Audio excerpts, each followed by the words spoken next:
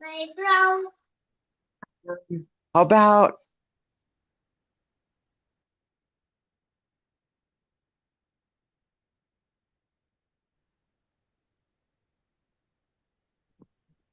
All right, we will call the meeting to order of the Regional Transportation Advisory Committee. It's 8:31. At this point, we'll do item 2, open discussion and announcements. Oh, I'm sorry, roll call. Richard Beck. Christy Inselman for Stacy Dupree. Michaela Owens. Here. Tom Laws. Here. Cody Homan. Here. Alex Yan. Here. Bob Callahan. Lindy Lindstrom. Clay Tucker. Michelle Barron. Dan Lister. Deb Root. Here. Bree Brush. Here. Anna Dupuis. Nina Schaefer. Here. Morgan Besaw. Here. Haley Hart. Here. Caitlin Davison. Here. Andrew Glassbell. Here. Hannah Veal. Here. Lee Belt. Troy Behunin. Present. Marina Lundy. Here. Daryl Romine. Here. Craig Bergman. Caleb Hood. Brian McClure. Here. Jason Van Gilder. Present. Crystal Craig. Present. Clemente Salinas. Present. Mark Stoyer. Here. Rob Hartsock. Here. Jacob Mack Qualls. John Nickel. Chelsea Johnson. Joe McMullen. Gabe Finkelstein. here? Zach Pietmeyer. Michael Toole. Good morning, I'm here. Mark Wasdall for Aaron Bogus. Here. Isaac Josephek. Here. Stephen Hunt. Here. Miranda Carson. Here. Curtis Lovelace. Present. Cody Lund. And then is there anyone I may have missed? All right, Madam Chair, we have quorum. Thank you. Okay, now we'll go to item 2, open discussion and announcements. Madam Chair.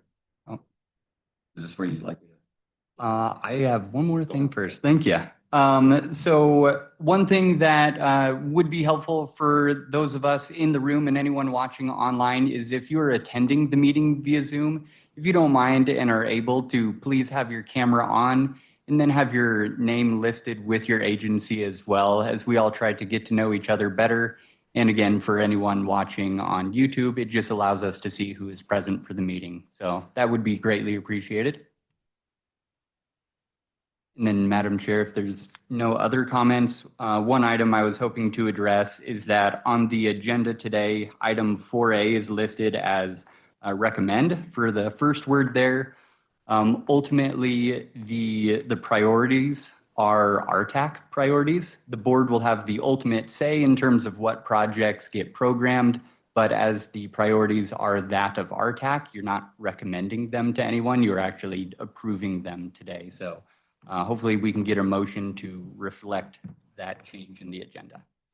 Madam Chair, I would move that item 4A on today's agenda be amended to show RTAC approve of federal aid rankings for Compass programs rather than recommend as currently listed. Thank you. We have a motion by Jason. Is there a second? Second. A second? And I'm sorry, I don't. Andrew, City of Eagle. All right, all in favor, say aye. Aye. Aye. Any opposed? Okay, motion carries. Thank you. If there's no other open discussion or announcements, we'll move on to the consent agenda. The only item on the consent agenda is to approve the January 28th, 2026 meeting minutes. Does anybody have any changes to the minutes that need to be heard? All right, if there's none, I would like, this is Crystal Craig, City of Nampa. I'd like to make a motion to approve the January 2028 RTAC thank you. meeting. Thank you, Crystal. We have a motion. Is there a second? Second. Second by Jason. Thank you. All in favor, say aye. Aye. Aye. Any opposed? Thank you. That carries. We'll move on to item 4A. And Tony Tisdale has a presentation for us. Great. Thank you, Madam Chair and members of the committee. This first item is for federal aid rankings for the Compass programs. So these are only for the programs that Compass manages. Today, we will be covering the process kind of at a high level. We had a workshop recently where we went into a lot more detail. We'll provide the preliminary rankings as well as have discussion and hopefully a motion after that, and then cover the rest of the timeline for this process. So early on, way back in 2022, that's when the Compass Board of Directors approved Communities in Motion 2050. And that was kind of the basis of how we get to programming projects and providing budgets for them. So through that, we developed the application guide, which was approved last August, and that was built on the goals and vision of Communities in Motion 2050. Listed in that guide are the deadlines and processes for phase 1 application, which was due in November. Phase 2 applications, if a project was eligible, they were invited to apply for phase 2. Those were due in January. And then we had an optional workshop in February, early in the month, and went through all of those applications, all the preliminary scoring, and the process, and introduced the paired comparison process at that time. And today we are at the point of bringing all the preliminary rankings to you for approval. So again, we started with Communities in Motion 2050, went through the Compass application process, and now we are focused only on those federally funded projects that go into the Regional Transportation Improvement Program. Through the process, you submitted applications, you reviewed, you scored, and now we're at the ranking process. And then the next step here is to get to the recommendation and approval. There's kind of about a year-long process to get all the way through this process. So for ranking, the scored projects were only for the Surface Transportation Block Grant, Transportation Alternatives Program, and the Carbon Reduction Program. Those provided informative preliminary rankings on projects that actually had a location. And then those preliminary scores go into the final ranking, which is today. And then paired comparison, which is comparing each project against every other project, is used for studies and special projects, as many of them don't have a specific location that fits neatly within the scoring process. So the CIM goal areas are the basis of the scoring and ranking process for those that can be scored. These were developed with the assistance of an RTAC subcommittee, and as a matter of fact, we'll be asking for a subcommittee for the next process today as well. This criteria knits together a number of Compass planning products and are structured around the regional vision and goals of Communities in Motion 2050, and they provide an objective and replicable evaluation of each project and how they impact the overall goals and vision. And this fosters conversation. It allows, the whole process allows all of you to be directly involved with all these projects and how they move forward throughout getting funded. So the scoring criteria are weighted equally, and although they include many of the same scoring language, they are structured to be specific for each type of program for roadway, public transportation, and alternative transportation types. Again, those projects that don't necessarily fit neatly within the scoring process are paired comparison process. This is a table that you used when scoring. We had a great turnout this year for submitting scorings to paired comparison, so thank you for taking the time to do that. A couple things to note, the summaries are including the anticipating cost and local rankings are provided in your packet on page 9. I won't go through the detail of each of the projects, but there is in your RTEC supplemental online the full applications for each project if you would like to dive into the details of each one of those. So here is the summary that you have in your packet. These are the projects that were deemed eligible for federal aid. We received 8 applications, 2 from ACHD, 2 from the city of Boise, and 4 from Compass. So unless there are any questions about these, a little bit later on, we can come back, or we can stop right now if there are any questions. We'll go right into the preliminary scores. There was one project that was considered a roadway project. That was City of Nampa. And it scored relatively high in this process for scoring, and it was the #1 preliminary rank for roadways. And the active transportation had 2. They were both build applications going forward with the construction phase only of the ACHD raise grant. So this is 2 of their 8 bundles that they applied for. The 43rd Street came in the top preliminary ranking, and the Kent Street came in second. And the preliminary rankings using paired comparison through the RTAC committee. These are the scores. The pairing priorities are how many times that project was selected. So you can see the pairing priorities there on the worksheet. The replacing permanent bicycle and pedestrian counters for Compass came in first. The City of Nampa project for a safety audit came in second. And then the road safety data collection pilot project came in third. Bicycle and pedestrian counters for the transportation management area came in fourth. And then for the large urban area came in fifth. And you'll see most of these are fairly small dollar amounts going forward. So it's possible we can score several of these or fund several of these moving forward with programming. So I will open here for any discussion about the preliminary rankings. Do keep in mind that the preliminary scores are based on the criteria. Your overall goal today is to make sure that the projects moving forward fit the goals and objectives of Communities in Motion 2050 and provide that final ranking to be considered in budgeting for these projects. Any discussion? Madam Chair. Go ahead, Crystal. Thank you. Tony, I had a question. I guess it's a little bit on the scoring, specifically the active transportation ones. I noticed that both of those projects got 0 points for the CIM score. Is that because of what we discussed, I don't know, within the last year or so about CIM scores only counting like if it's widening a roadway? Is that why they scored poorly on that, or what caused zeros on those? I'm sorry, I didn't completely follow the question. She was asking why the 2 active transportation ones scored 0 on the CIM ranking. Oh, okay, I'm sorry. Yes, those are for active transportation only, and neither of them were on the medium or high ranking in Communities in Motion. So there is a very specific place to go to find if they are listed specifically, and it just happened these 2 are not. They are consistent with Communities in Motion, creating that alternative transportation connection, but they're not specifically listed. Thank you.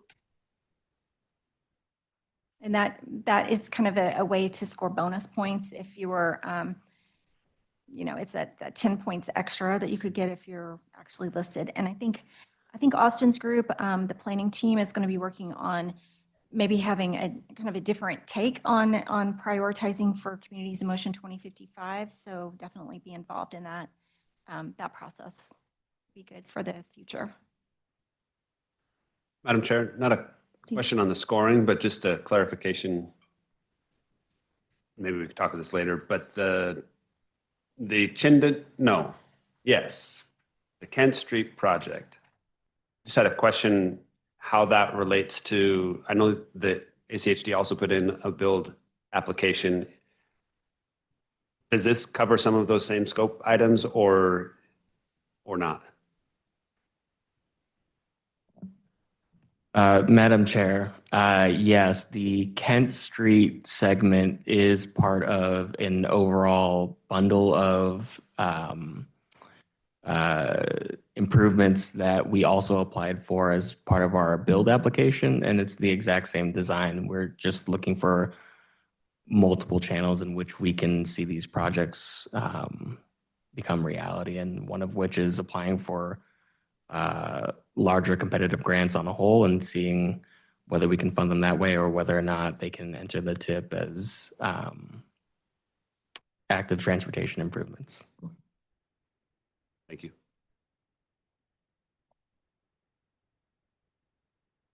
Is there any other discussion? Madam Chair, I have one additional question. Go ahead. Tony, I think you mentioned what funding sources these typically are, which I have already forgotten, so I apologize.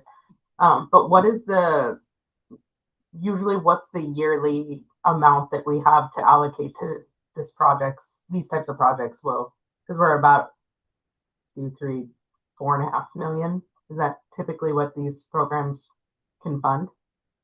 Right, so there's different rules and amounts for the large urban area and the transportation management area. So that's the Nampa area or the Boise area. For the large urban, the Nampa area, we have approximately about 2.9 million total each year. And keep in mind, these programs, we have budgeted for the first 5 or 6 years already. And so in order for adding a new project, something has to move advance forward. And then we add another year at the end. So these are not going to be funded in the next year or two. It will probably be about 5 years out. So that 2.9 million is split between roadway projects, which is about, I think for the Nampa area, it's about 82% of the funds available for roadway, about 18% available for special projects such as transit and alternative, and then 3% for studies and other. So the amounts are, and that's based on a 5-year average. So that's what we've got there. On the TMA side, we have a couple of different ways we can fund through transportation alternative program. There's about $1.1 million each year for that.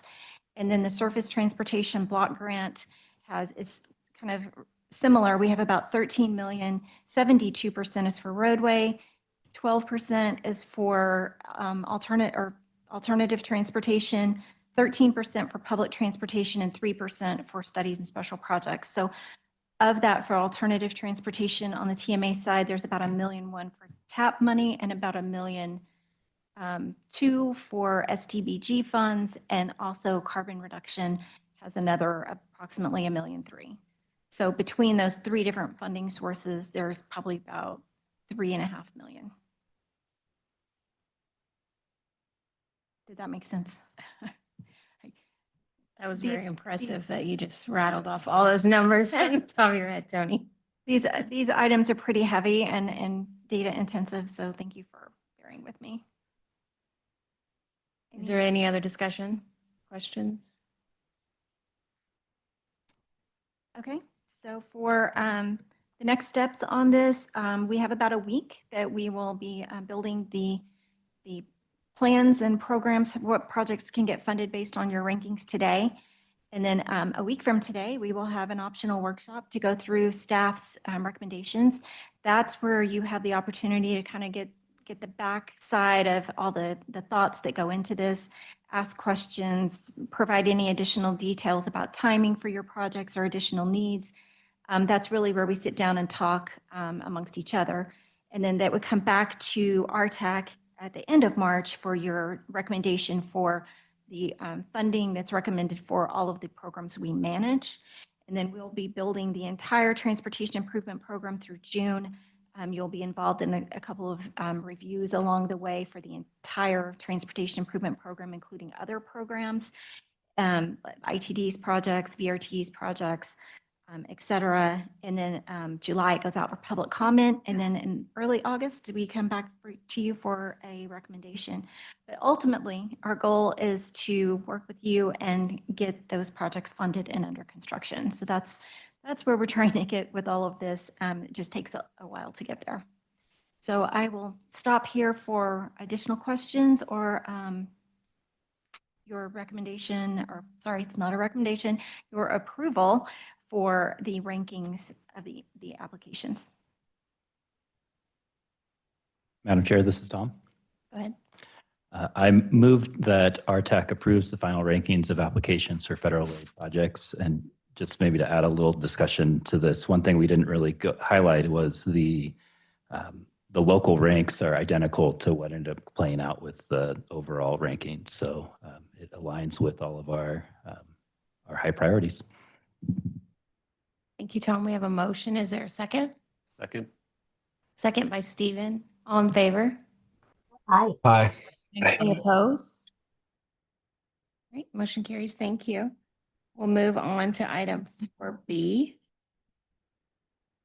Austin is going to present for Matt Carlson, the 2028-2034 Compass Funding Application Guide. Thank you, Madam Chair. As noted, Austin Miller, Principal Planner, Planning Team Lead here, filling in for Matt Carlson. So if my presentation is a little bit clunky, please forgive me. Matt, I hope you are not watching, but if you are, get well soon, bud. So Compass's Board of Directors approved the fiscal year 2027 through 2033 funding application guide at their meeting last August. Tony had noted that that is following our annual process. RTAC will help us draft that guide. It'll then go to the Board of Directors for approval. The 2027 through 2033 application guide included changes to the scoring process that we use to prioritize those federal aid projects that you all literally just recommended your prioritized rankings for. So thank you for that. And they are all based on the goals and objectives that we have set forward in Communities in Motion, our regional long-range transportation plan. This guide was used to apply for and score all of those federally funded projects, and this next iteration will be used in the same manner. So now it's time to really begin the work. It never stops. For the FY28 through FY34 funding application guide, ultimately this item will request to create the subcommittee of you all. And then I'm glad to pause for a second, or you can let us know after for any volunteers who would like to participate in that subcommittee. I do just want to take a second of liberty here and try to highlight that this is incredibly important. So I would recommend it to anyone. As I just noted, you all did just see the direct results of the effort of last year's subcommittee in helping getting projects funded throughout our region. Member Crystal Craig had some very astute questions. Obviously, we all know Crystal is a very smart individual and quite impressive in her own right, but I would like to think that some of those questions came because she was part of this subcommittee last year. We sat down for 3 hours over the course of a couple months and really got into the weeds of what does that application process look like? How are we planning on scoring projects? And how can that help move the needle forward in terms of implementing projects that benefit our region? So one thing we are planning on doing is requesting feedback from you all, whether you have time to be part of the subcommittee or not. I'll coordinate with Matt on what's the best way to get feedback on the application process and scoring. But if you want to be in the room and part of those conversations, would certainly recommend you volunteer to be part of the subcommittee moving forward for this year. So, oh shoot, I thought we had, I didn't even know we had a slide. There's the clunkiness I was waiting for. Sorry about that. But I do have a recommended motion for RTAC to create the subcommittee. And then as noted, glad to take any names of anyone who is currently interested. We do anticipate having 3 meetings and the recommendation will ultimately come back before you all in July. So those meetings will be likely between March and June for approximately an hour apiece. Thank you, Austin. Does anyone have any questions? Madam Chair, Could you just, is there a specific thing we're trying to address with this update? I noticed that it said that there were some needed updates, but did you describe what the flavor of those updates might be? Madam Chair, Stephen, we don't want to necessarily presuppose what they are. There are some parameters that ultimately it does have to stay within the goals and objectives of communities in motion. We've heard feedback on like the application process, so we would leave it a little bit up to the subcommittee. Do we want to sort of focus more on the process itself versus the scoring? I know last year with the subcommittee, we focused a little bit more on the scoring itself rather than the process. So there are opportunities to change. However, we don't have specific items that Compass staff is going to recommend changing necessarily, unless Tony's got one. I have a little bit. Last year, we focused a lot on the safety action plan and we developed scoring criteria to tie into that plan. This year, we have the carbon reduction program and we also have our strategies and we also are working on the resiliency plan. So if whatever we can pull in to utilize those plans, that's part of the discussion at least. Thank you. Thank you. Is there any other discussion or motion?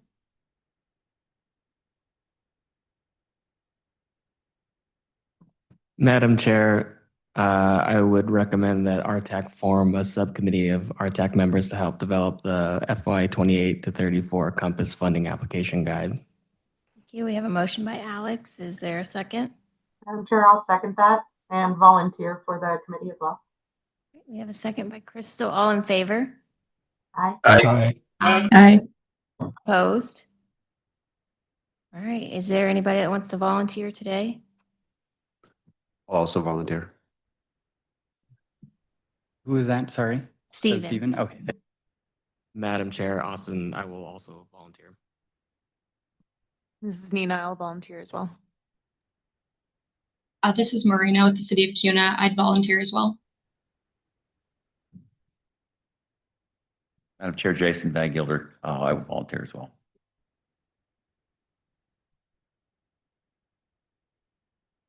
And then anyone else, Madam Chair, anyone else who may be interested? We have, okay, it is on page 11 in your packet is Matt Carlson's email address. So if you have any questions or do want to volunteer after the fact, certainly please shoot him an email and we will get you added to that distribution email. Thank you. Thank you, Austin. All right, we'll move on to item 4C, recommend balancing the transportation management area.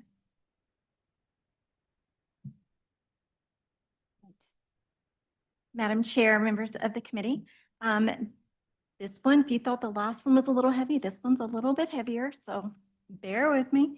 So we will be talking about some balancing items. It's really kind of an exciting time. We're having some really good bids coming in, and so that creates a lot of opportunity. And so we'll cover today the kind of a high level of the balancing process, review requests and recommended actions, and then have discussion and recommendation.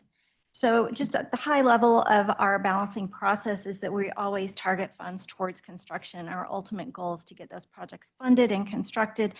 Next, to use funds for right-of-way and design to keep projects that are already underway moving, and then minimize the delay of scheduled projects.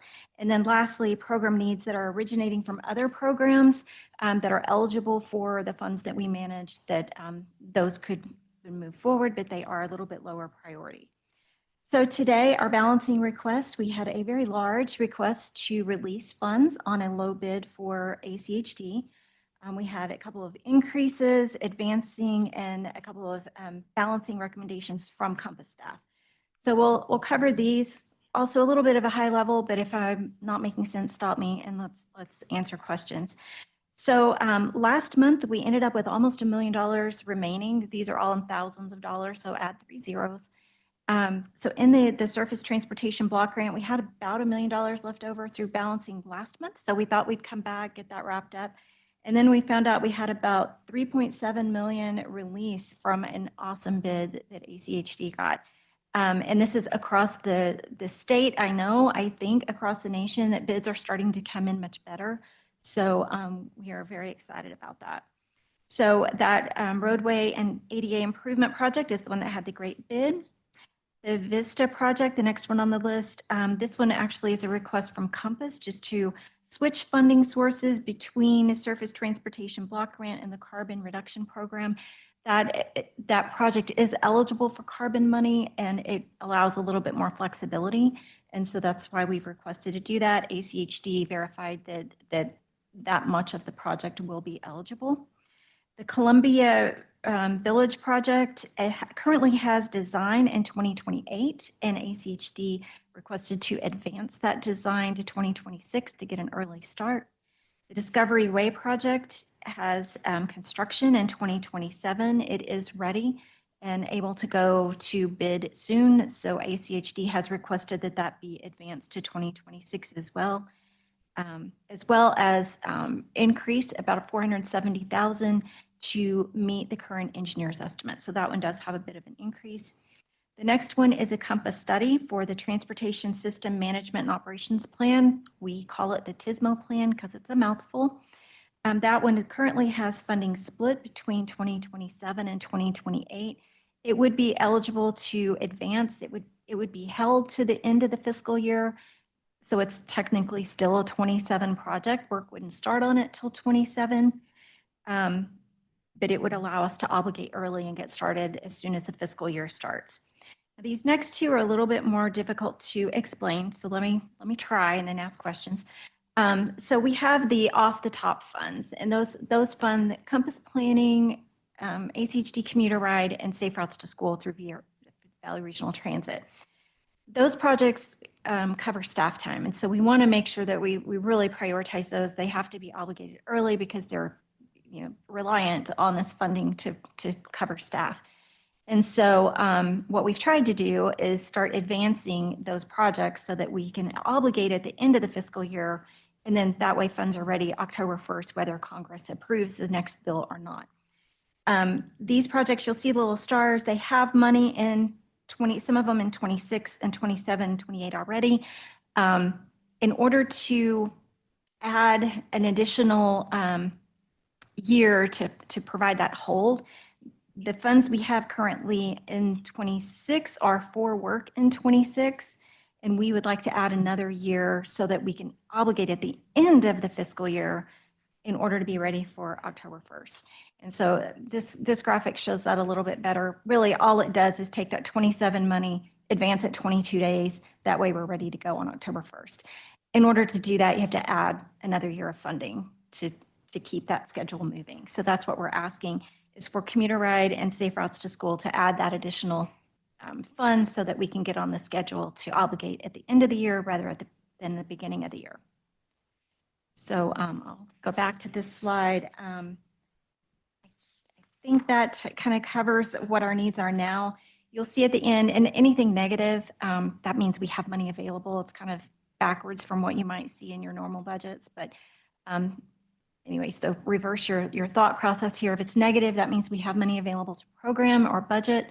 So you'll see we have a pretty big chunk of money there at the end, almost $1.7 million in STBG funds in 26. And then we have a little bit remaining in 27 and 28. So Compass staff is working with you guys. Member agencies have a couple of needs that we're trying to figure out right now. I think we'll be coming back in March with probably even beyond that $1.7 million as requests. So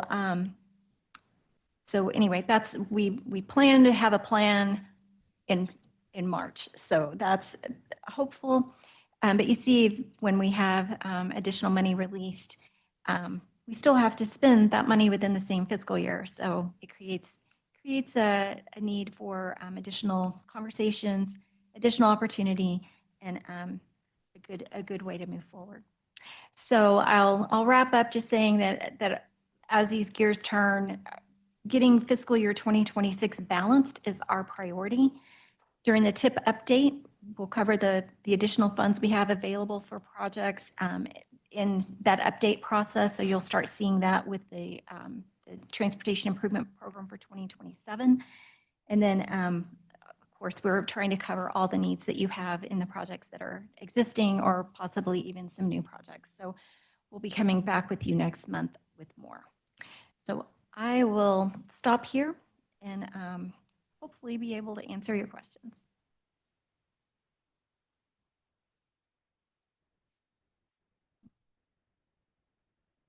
No questions? We have a motion. Madam Chair, I'd move that RTAC recommend the TMA balancing actions as discussed. A motion by Stephen. Is there a second? This is Tom. Second. Thank you. All in favor? Aye. Any opposed? Motion carries. Thank you. Thank you. That brings us to item 5A. This is information only. Do we have any presentation or just information? Okay. It's included in there. The information is in your packet. The next meeting will be March 25th. At this point, we'll stand for a motion to adjourn. Move we adjourn? Motion by Jason. Is there a second? Second. Oh, we got a second. Thank you. All in favor? Aye. Aye. Assume there's no opposed. All right. Have a good day.